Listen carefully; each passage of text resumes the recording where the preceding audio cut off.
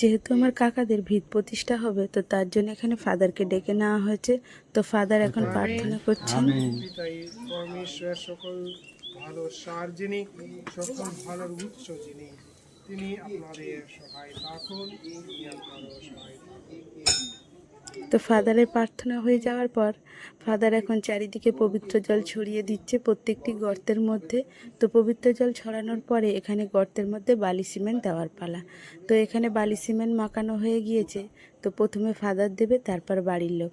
তো 3বার করে যেটা দেওয়ার নিয়ম আছে, প্রথমে এখানে ফাদার 3বার দেবে, তারপরে বাড়ির লোক দেবে। তো ফাদার এখানে 3বার দিয়ে নিচ্ছে। এই যে একবার দেওয়া হলো, আরও একবার দেওয়া হবে, তারপর ফের আরেকবার দেওয়া হবে। তো তারপরে ফাদারের পরে এখানে 3বার দেওয়া হয়ে গেলে, তো তারপরে আমার কাকার যেহেতু ঘর আছে, তো এখানে কাকা 3বার দেবে।